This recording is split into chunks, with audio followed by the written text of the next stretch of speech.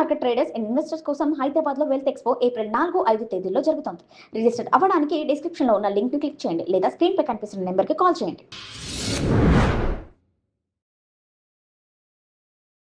Hello guys, నేను మీ Vasavi Acharya. Welcome to social post. So stock market ఎలా ఉంది ఏంటి అని చెప్పేసి దాని మీద డిస్కస్ చేయడానికి ఈ రోజు మనతో ఉన్నారు senior stock market trainer A S Chakravarthi garu. సార్ని ఇన్వైట్ చేసి స్టాక్ మార్కెట్లో ఏం నడుస్తుంది, ఎలా ఉంది, మండే నిఫ్టీ ఎలా ఉండబోతోంది అన్నది సార్తో డిస్కస్ చేద్దాం. ఏఎస్ చక్రవర్తి గారు, వెల్కమ్ టు సోషల్ పోస్ట్. ఎలా ఉన్నారు సార్? ఫైన్ మేడం గారు.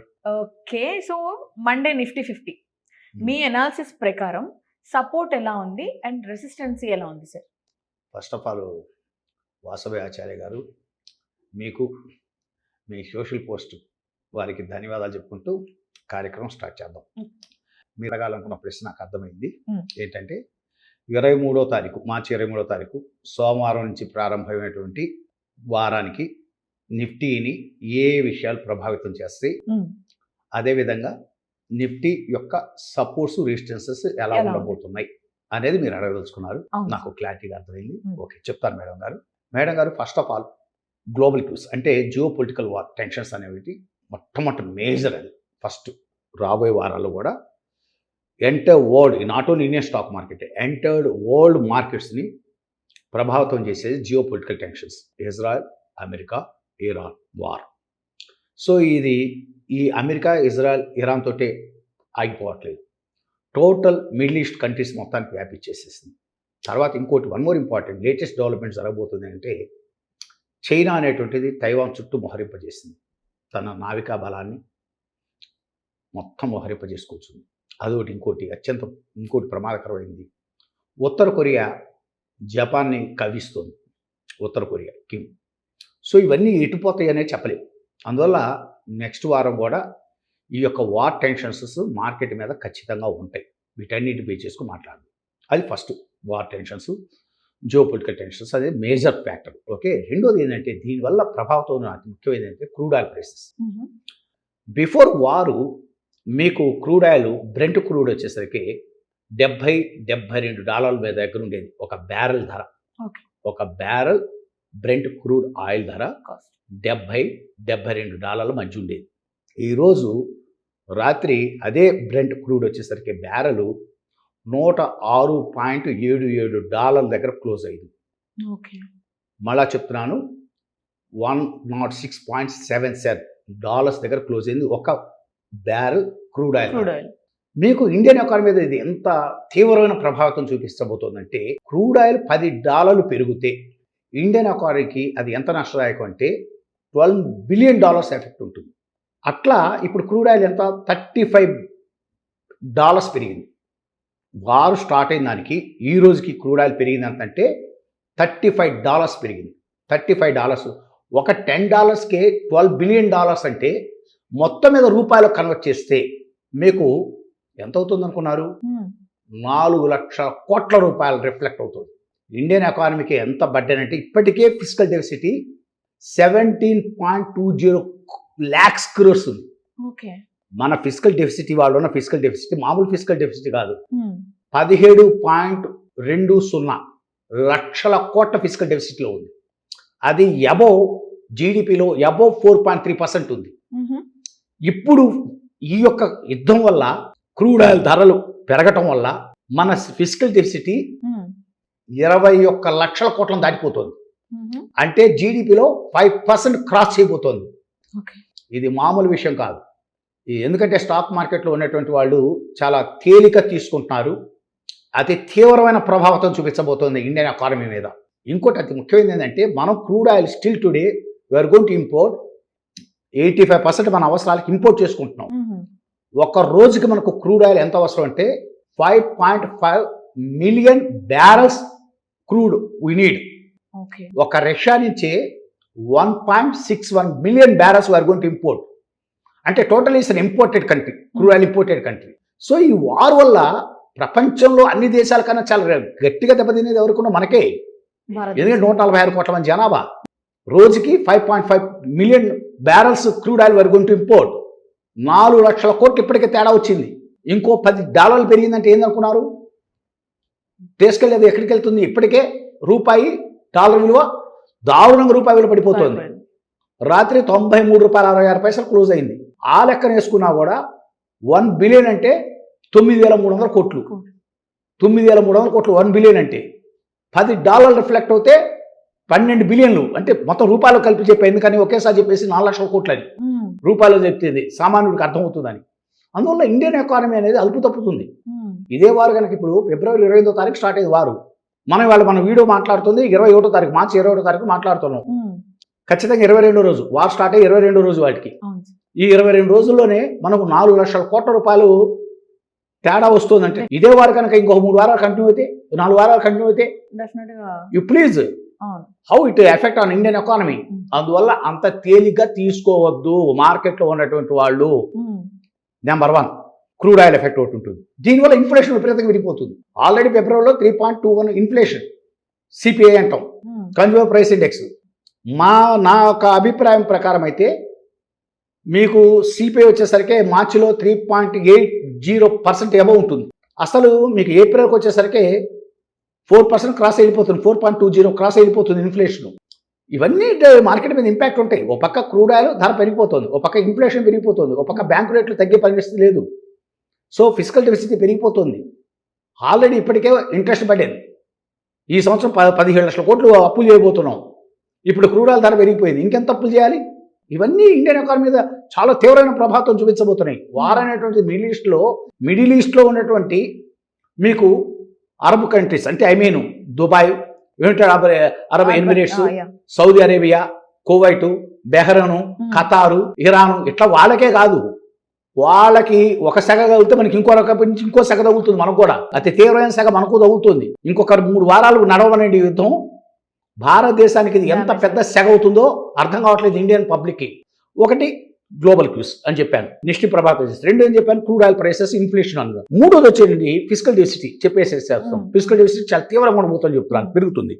ఇంకోటి ఎఫ్ఐస్, 4వది ఎఫ్ఐస్ కంటిన్యూస్ సెల్లింగ్లో ఉన్నారు. They are in continuous selling. ముందే చెప్తున్నాను. ఈ వారం కూడా అంటే నిన్న అయిపోయిన వారం కూడా శుక్రవారంతో అయిపోయిన వారానికి అంటే 20వ తారీఖు క్లోజ్, శుక్రవారం మార్కెట్ క్లోజ్ అయ్యే టైంకి పోయిన వారంలో ఎఫ్ఐస్ టోటల్ సెల్లర్స్ కంటిన్యూస్ సెల్లర్స్ ఈ వారంలో ఎంత అమ్మారు అనుకున్నారు? 29,898 crores అమ్మారు. 29,890 crores net sellers FIIs. DIIs వచ్చేసరికి అగ్రెసివ్ బైస్గా ఉన్నారు.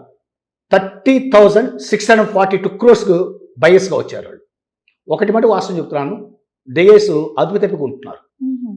డిఐస్ కూడా చాలా అగ్రెసివ్ బై చేయడం అది ఖచ్చితమైనది కాదు. చాలామంది ఏదో డిఐస్ విజృంభిస్తున్నారు, డిఐస్ అడ్డం పడుతున్నారు. మార్కెట్ పడేటప్పుడు ఫ్రీ ఫాల్ వచ్చేటప్పుడు రానివ్వాలి. అడ్డం పడితే రేపు పొద్దున మరీ కిందకి వెళ్ళిపోతే యావరేజ్ చేసుకోవడానికి డబ్బులు కూడా ఉండవు. ఉన్నవని పెట్టేసుకుంటూ వెళ్ళిపోతున్నారు. అంత అగ్రెసివ్గా మార్కెట్ని నిలబెట్టవలసిన అవసరం లేదు. డిఐస్ కూడా రేపు పొద్దున అదుపు తెప్పింది. నీ చేతిలో నా చేతిలో యుద్ధం ఆపటం స్టార్ట్ చేయడం అయితే ట్రంప్ స్టార్ట్ చేశాడు. ట్రంప్కి అర్థం కావట్లేదు ఎలా క్లోజ్ చేయాలో. ప్రపంచ దేశాలకు అర్థం కాక తలకాలు కొట్టుకుంటున్నాయి. ఇలాంటి టైంలో ఇంకొక 3 weeks కనుక ఎక్స్టెండ్ అయింది అనుకోండి, వారు టోటల్ ఇండియన్ ఎకానమీ మొత్తం అదుపు తెప్పిపోతుంది. డిఐస్ కూడా ఆచితూచి వెళ్ళాలి. ఏంటో అగ్రెసివ్గా ప్రజల సొమ్ము ఉంది కదా అని అడ్డంగా ఒకటి పారేస్తున్నారు. ఎంత 30,642 crores బై చేశారు. Next aggressive by. రేపు పొద్దున మార్కెట్ ఏదో అవు తప్పింది, కిందకి వెళ్ళింది, అక్కడ కొనడానికి డబ్బులు ఎఫ్ఐస్ కంటిన్యూస్గా అమ్ముకుంటున్నారు. రేపు పొద్దున మార్కెట్లో బాగా లోలో వాళ్ళు కొనుక్కుంటున్న మొదలు పెట్టారు. వాళ్ళు యావరేజ్లో చాలా ఈజీ యావరేజ్లో బయటికి రాగలరు ఏదైనా తేడా పడితే. మీరు రాలేరు. ఈ సిప్లో సిస్టమాటిక్ ఇన్వెస్టింగ్ ప్లాన్ ఎదుర్కొన్న వాళ్ళు బయటికి రాలేకపోనే పరిస్థితులు ఏర్పడతాయి. ఇవన్నీ ఏంటంటే ఒక ఎకానమిస్ట్ మేము చెబుతుంటే జనాలకు అంత అర్థపడుతుంది. అర్థమైంది. అది లోతైన విశ్లేషణ చేసే వాళ్ళకి, లోతుగా డేటాలు చూసే వాళ్ళకి అర్థమైపోతుంది ఇండియన్ ఎకానమీ అదుపు తప్పిపోతుంది అని. ఎఫ్ఐస్ డిఎస్ సెల్లింగ్ గురించి చెప్పాను. సో ఎఫ్ఐస్ ఏమో నెట్ సెల్లర్స్, డిఎస్ ఏమో నెట్ బయస్గా ఉన్నారు. ఏదైనా డిఎస్ అంత నెట్ బయస్గా ఉంటే వాంఛనీయం కాదు.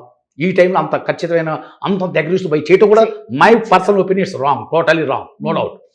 తర్వాత వచ్చేసరికి అతి ప్రభావిత అత్యంత ముఖ్యమైనది రేపు మార్చి 30వ తారీఖున సోమవారం, అంటే నెక్స్ట్ మార్చి 30వ తారీఖు అంటే రేపు వారం కాక ఆ నెక్స్ట్ సోమవారం డెరివేటివ్ కాంట్రాక్ట్స్ క్లోజ్ అవుతాయి. ఎందుకంటే మంగళవారం వచ్చేసరికి actual derivative contracts last Tuesday close అవ్వాలి. కానీ ఆ రోజు మహావీర్ జయంతి, మార్చి 30వ తారీఖు మహావీర్ జయంతి. అందువల్ల మంగళవారం మార్చి 30వ తారీఖు సోమవారమే డెరివేటివ్ కాంట్రాక్ట్స్ మొత్తం క్లోజ్ అవుతాయి. అంటే మీకు వచ్చేసరికి 23వ తారీఖు సోమవారం అనుకోండి, 23, 24, 25, 26, 27వ తారీఖు ఎట్టి పరిస్థితుల్లో మళ్ళీ ఇందామనీలో ఉన్నటువంటి వాళ్ళ మొత్తం ఆప్షన్స్లో ఇందామనీ వాళ్ళంతా క్లోజ్ చేసుకోవాలి.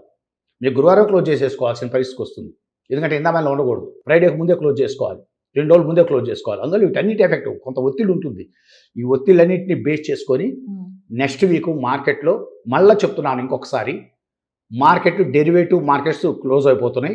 మార్చిపోతే దాని రిఫ్లెక్షన్స్ కూడా రాబోయే వారంలో ఉంటాయి. సో నా పర్సనల్ ఒపీనియన్ అంటే ఇప్పుడు వచ్చే ర్యాలీలు మొత్తం షార్ట్ కవరింగ్ ర్యాలీలు అంటారు వీటిని. మార్కెట్ ఎప్పుడు కూడా పడేటప్పుడు అంటే కంటిన్యూస్గా పడదు.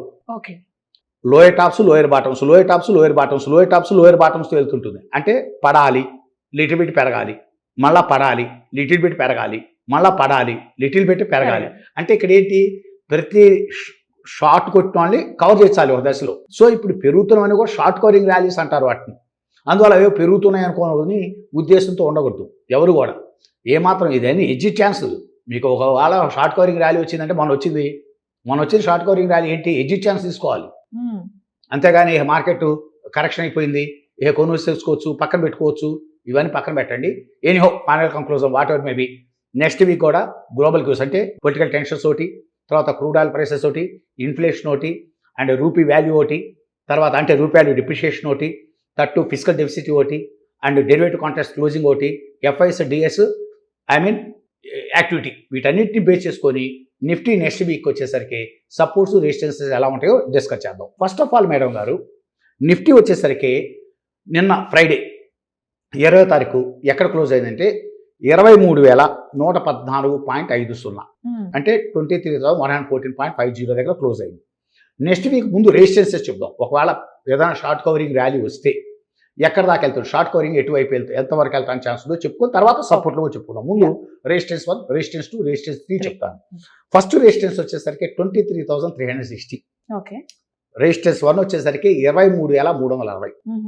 అది క్రాస్ అవుతే, సస్టైన్ అక్కడ క్రాస్ అవుతే 23,610 అనేటువంటిది సెకండ్ రెసిస్టెన్స్. అది కూడా అక్కడ సస్టైన్ అయ్యి మస్తుగా క్రాస్ చేస్తే ఈ షార్ట్ కవరింగ్ లో కనుక మేజర్ హెడ్ ఎక్కడ వస్తుందంటే మీకు R3 అంటాం. రెసిస్టెన్స్ 3 వచ్చేసరికి 23,840 అంటే 23,840 ఇస్ ది పక్క రెసిస్టెన్స్ అవుతుంది. చాలా పెద్ద రెసిస్టెన్స్ అవుతుంది 23,840 అనేది R3 అనేది. అక్కడ కొంచెం మళ్ళీ అక్కడికి వస్తే మటుకు యుద్ధం ఇలానే కంటిన్యూ అవుతా, ఒకవేళ మార్కెట్ కనుక 23,840కి వస్తే షార్ట్ చేయడానికి అవకాశాలు ఉంటాయి, మళ్ళీ షార్ట్ కొట్టుకోవడానికి అవకాశం వచ్చేటట్టు.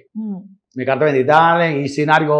అంటే ఇప్పుడు ఇది యుద్ధం అనిశ్చితి, మిడిల్ ఈస్ట్ కంట్రీస్ ఇట్లానే మండిపోతూ, తర్వాత సపోర్ట్ ఒకవేళ మార్కెట్ పట్టమోలు పెట్టింది, ఛాన్స్ ఇవ్వకుండా పట్టమోలు పెట్టి మండే నుంచే గ్యాప్ డౌన్ కొట్టుకుంటూ వెళ్ళిపోతున్నాడు అనుకోండి. సపోర్ట్ 1 వచ్చేసరికి 22,940. 22,940 ఇస్ ద మేజర్ సపోర్ట్ 1 అవుతుంది. సపోర్ట్ 2 అంటే అక్కడ నిలబడలేక సస్టైన్ అవ్వలేక బ్రేక్ డౌన్ తీసేసుకోండి. ఒకవేళ బ్రేక్ డౌన్ కొడితే నిలబడలేక 22,775, 22,775 అక్కడ ఆగుతుంది. అక్కడ కూడా నిలబడి కిందకి వెళ్తే మటుకు మీకు 22,000 మీకు వచ్చేసరికి 350, 22,350 దగ్గర ఆగుతుంది. అక్కడ కూడా సస్టైన్ అవ్వలేక నిలబడలేక కిందకి వెళ్ళిపోయింది అనుకోండి. 22,350 కూడా కట్ చేసి కిందకి వెళ్తే 22,050 అంటే 22,050 దగ్గర అవుతుంది. అది కనుక కట్ అవుతే కంప్లీట్ బేర్లోకి వెళ్ళిపోతున్నట్టు. అసలు మార్కెట్ చాలా అక్కడి నుంచి అక్కడ కనుక 22,000 కనుక కట్ అవుతే మార్కెట్ కాస్త గట్టిగానే పట్టడానికి ఛాన్సెస్ ఉంటాయి.